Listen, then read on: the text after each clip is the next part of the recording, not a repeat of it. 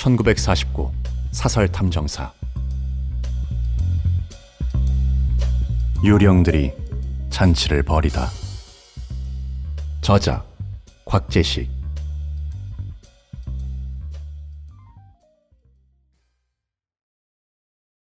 1.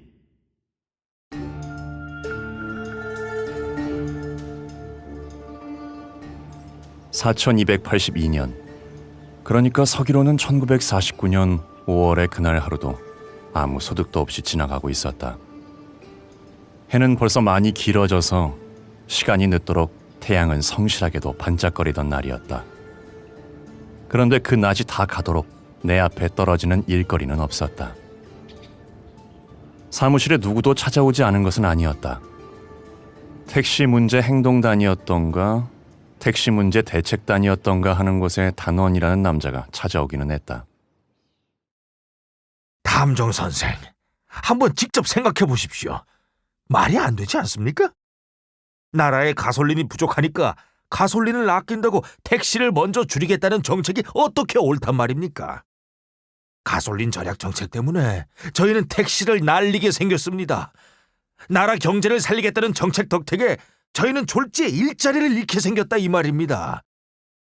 관공서에서 관리들이 나와서 저희들 택시를 그냥 확 끌고 갔습니다.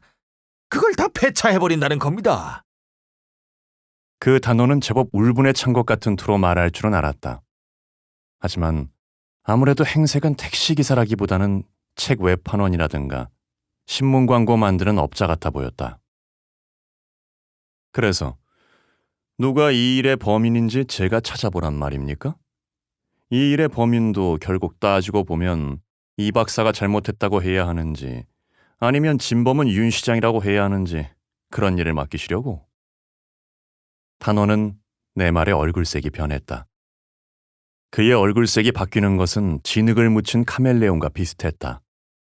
그리고 그는 껄껄거리며 웃었다. 재미있는 분이시구려. 그런 게 아닙니다. 관공서 상부에서 이미 정해서 내려온 명령인데 이제 와서 우리 같은 사람들이 높은 사람들에게 항의를 해본들 무슨 소용이겠습니까? 하물며 국민회의 높으신 분이 그 정책을 만들었다는 이야기도 있고 국방부 제4국의 높으신 분 생각이라는 이야기도 있는데요. 그 택시를 되찾을 수는 없습니다. 그런 게 아닙니다. 그게 아니라 다른 일이 있습니다. 무슨 일입니까?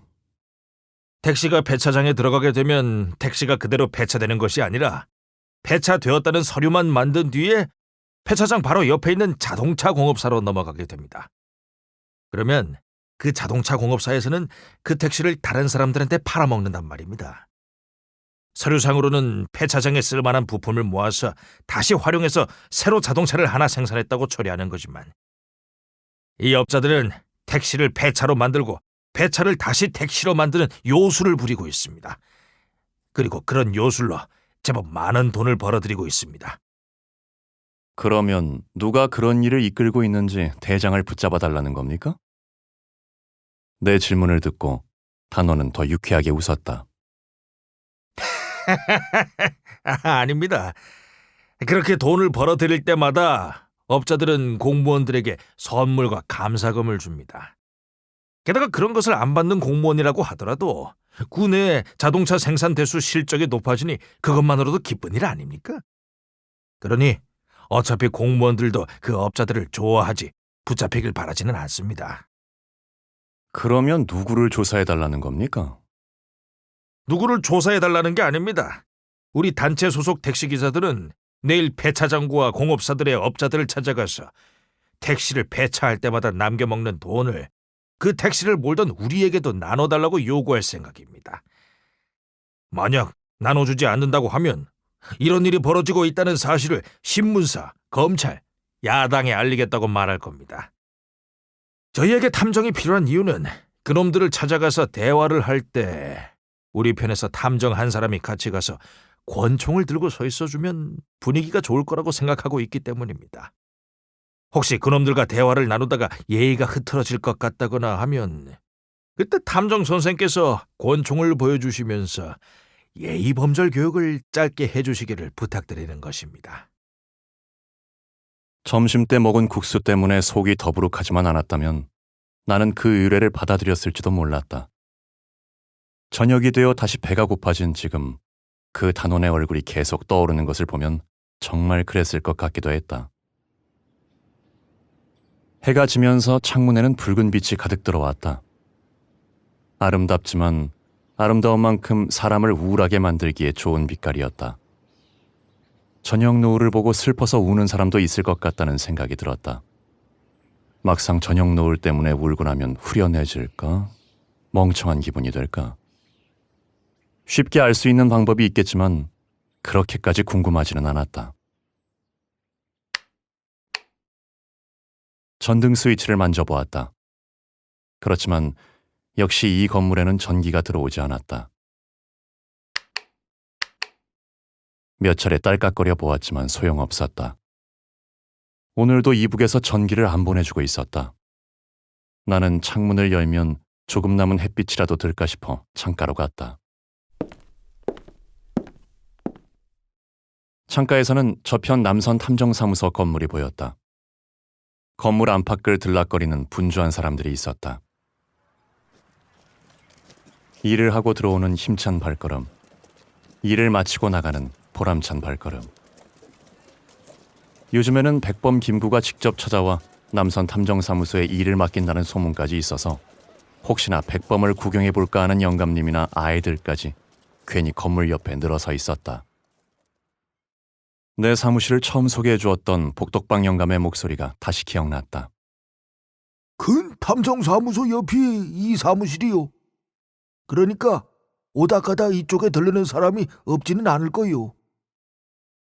이 세상 사람들이 들어앉아 있는 집들이 다 복덕방 영감들 말만큼만 좋다면 천국도 필요 없겠지. 남선 탐정사무소의 문이 열리더니 직원 한 사람이 또 걸어 나왔다.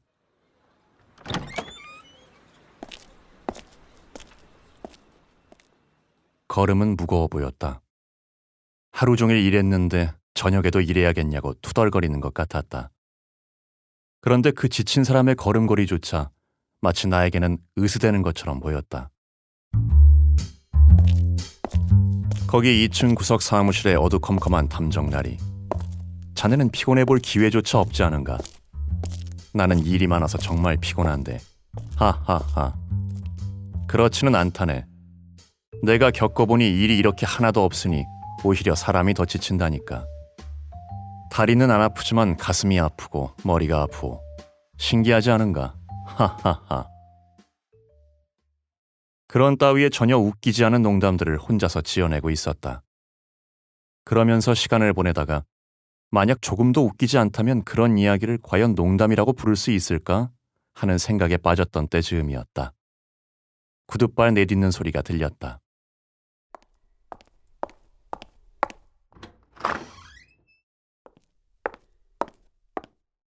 탐정일 보시는 분 맞으신가요? 나는 문 쪽으로 돌아섰다.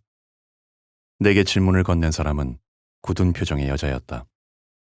다만 그 두 눈은 가만히 있어도 10개 눈웃음을 짓고 있는 것처럼 보였다. 그러나 가만 보면 실제로는 조금도 웃고 있지 않았다. 그렇습니다. 어떤 일을 부탁하러 오셨습니까? 저는 새로 생긴 무역회사의 총무과 직원인데요. 저희 회사에서 조사를 부탁드리고 싶은 일이 있어서요. 그 총무과 직원은 계속 처음 들어선 자리에 그대로 서 있었다. 앉아달라고 말하지 않으면 눈앞에 보이는 의자에도 앉지 않는 성격인 듯 싶었다. 그렇다면 탐정을 찾아와야 할 일에 휘말리기에는 불리한 성격이다. 내가 의자에 앉으라고 말했을 때 그 직원은 가방에서 명함을 꺼내려고 하는 중이었다. 내 말을 듣고 나서도 명함을 먼저 나에게 주었다. 그리고 그 후에 직원은 의자에 앉았다. 의자에 앉으면서 겉옷 단추가 조금 조이는 것 같았는데 그러자 가볍게 손을 움직여 그 단추를 끌러 놓았다.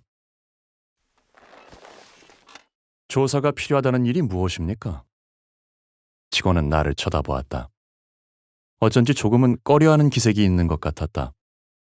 나는 어디서건 돈을 내는 입장이면서도 두려워하는 기색이 있다면 착한 사람이라는 뜻이라고 믿고 싶었다.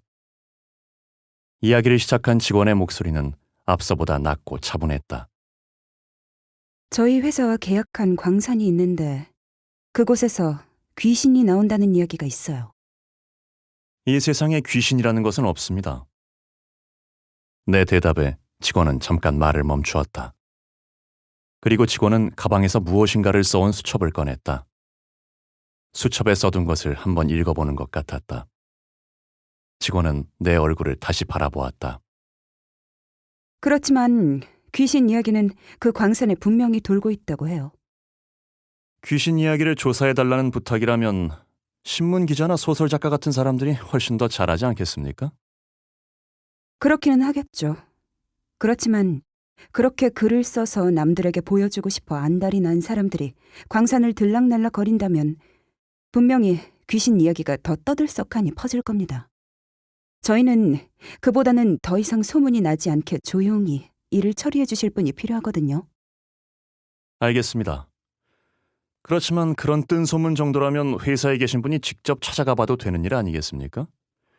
굳이 탐정을 고용해 부탁하시는 일이라면 제가 특별히 주의해야 할 점이 있지 않겠습니까? 저희 회사 직원들은 약간 위험한 일이 아닐까 싶어 꺼림칙하게 생각하고 있거든요. 그래서 탐정을 찾고 있고요. 돈이 없는 탐정은 귀신을 두려워하지 않는 법이라는 이야기였다.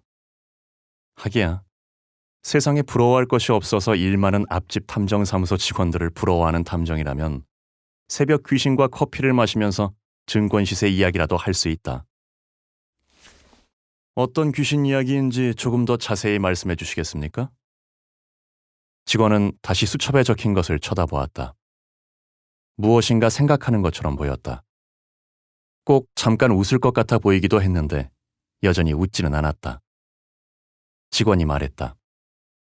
저희와 계약한 광산이 강원도 영월에 있는데요. 광산이 있는 곳이 단종 무덤에서 멀지 않아요. 걸어가려고 하면 걸어갈 수도 있는 거리예요. 단종이면 조선시대 임금님 말입니까? 맞아요.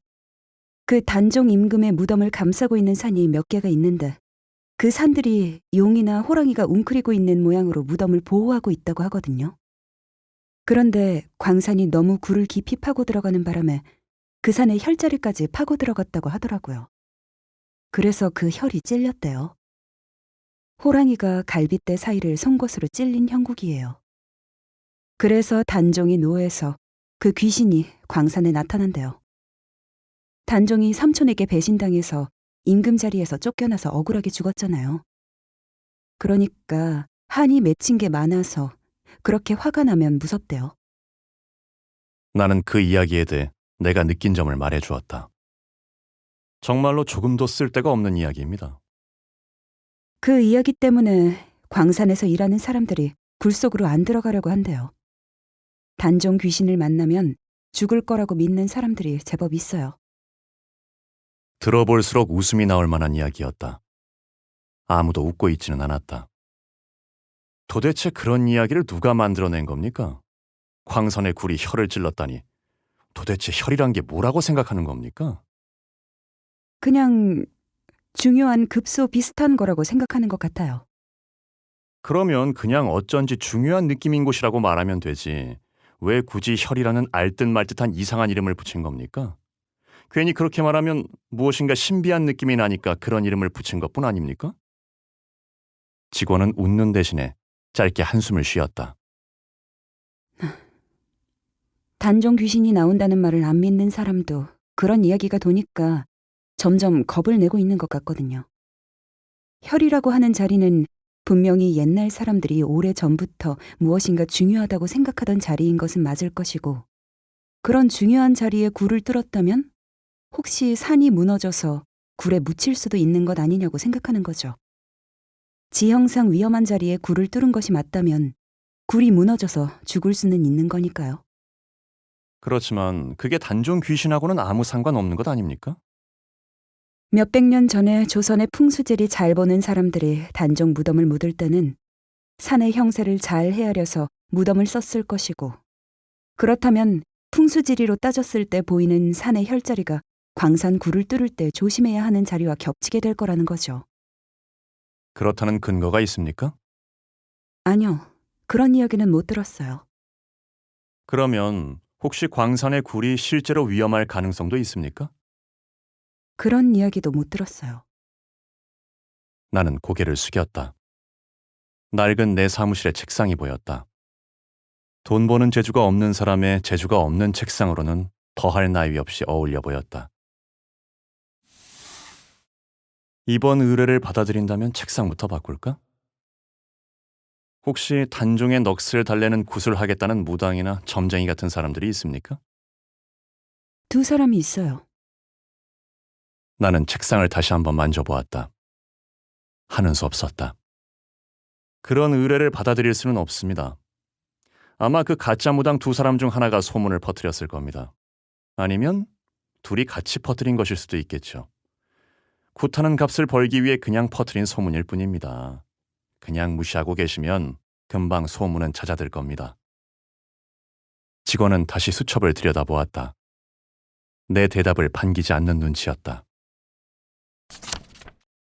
그렇지만 정말로 뭔가를 본 사람이 있다고 하던데요.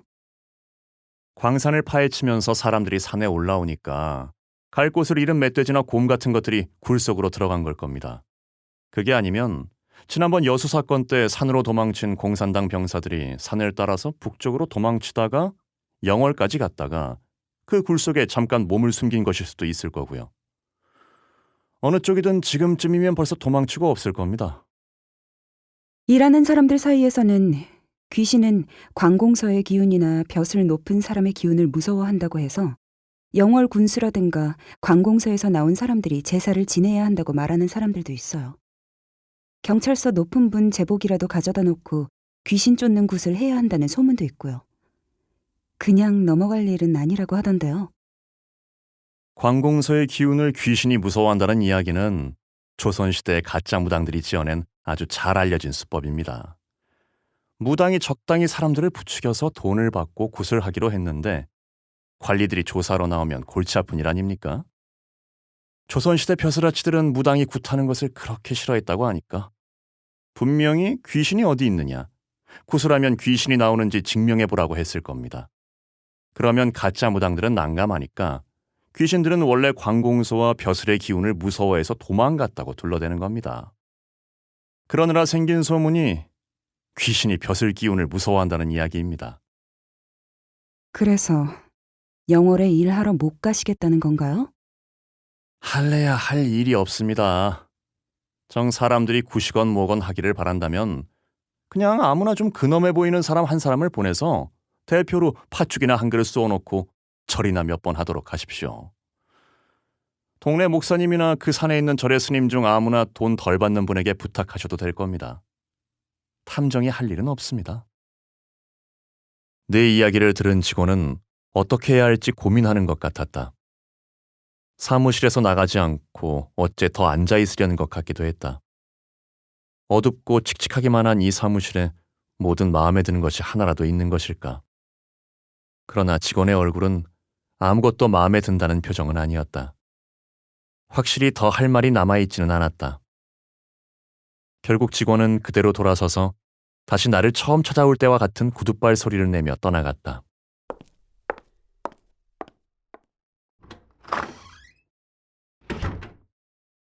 직원이 떠나고 해가 완전히 지고 깊은 밤이 되고 창 바깥의 가로등 불빛으로도 더는 사무실 안에서 버티지 못할 때까지 나는 사무실을 지키고 있었다.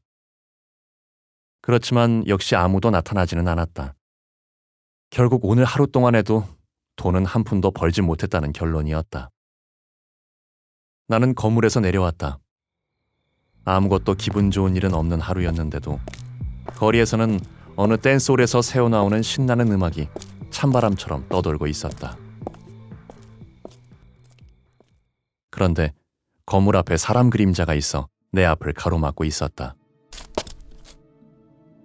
밤이 깊어 얼굴 쪽은 검은 그림자가 져서 전혀 볼 수 없었다.